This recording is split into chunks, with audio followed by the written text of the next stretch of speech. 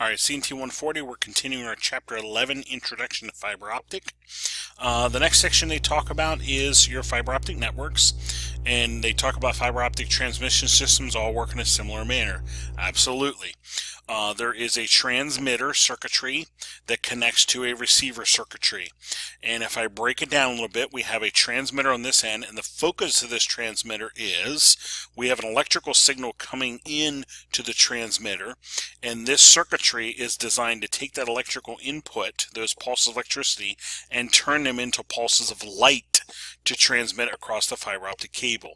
So I like to think of this almost like a laser pointer. You know, you have the batteries in the laser pointer, and you have a button that you push, and as you push the button, you're doing pulses of electricity. It hits the laser, and the laser is emitting pulses of light that you can basically shoot across the room, so to speak.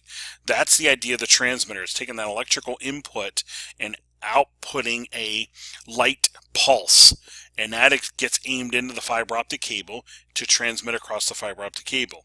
Well, this now can connect to a receiver on the opposite end that's going to do just the opposite.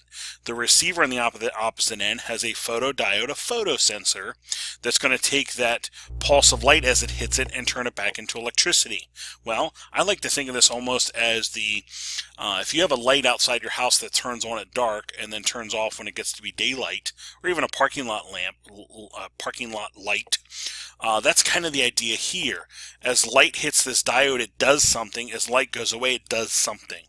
Well, if I think of, you know, a light outside your house and you start putting your thumb over that sensor, as you put it over the sensor, light comes on. As you take your thumb away from the sensor, light goes off, kind of thing.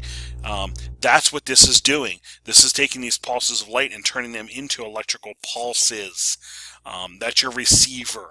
So I have a transmitter on this end connected to a receiver on this end, and the reverse is going to be true. So that's just sending sending bits of data from my computer to yours. Well, then your computer needs to do the opposite and have its own transmitter to send it back to my receiver. So in a fiber optic system, you actually have almost like two lanes of traffic. One that's sending from my computer to yours, and then you have another circuit over here to send data back to mine. So any fiber optic system is going to work on this two fibers, if you will, where you have a send and a receive. And actually I showed you two different examples here. Here's a close-up of an end cable, but here is another cable where you can see the two fibers to two fibers over here.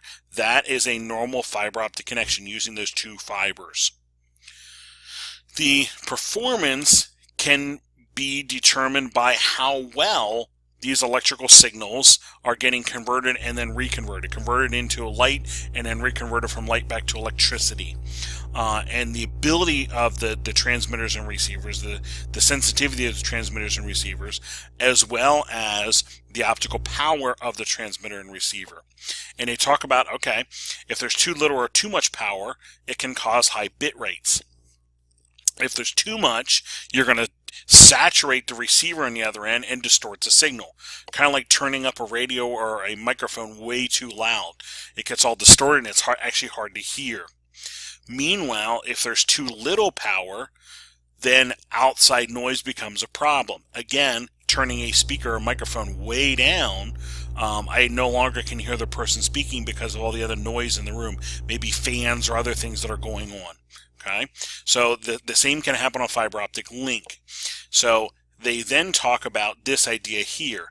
You have a bit error rate and your receiver optical power.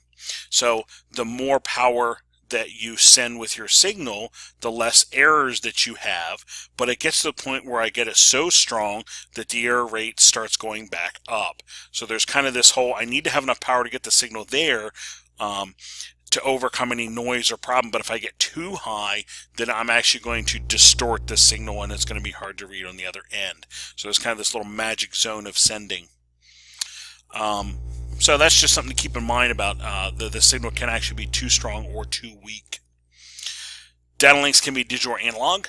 So then they talk about, okay, well, if I have an analog signal, it's the signal to noise ratio that I'm worried about. And if it's a digital, it's a bit error rate ratio that I'm worried about. And that's why they talked about here the bit error rate. That was the big thing they mentioned. The bit error rate is the big thing for your fiber optic links. And then they talk about the margin is determined by your sensitivity of your receiver, the output power of the transmitter, and then as you send the signal across, how many errors are you having? Okay, that's kind of like the sensitivity or the quality of the fiber optic link.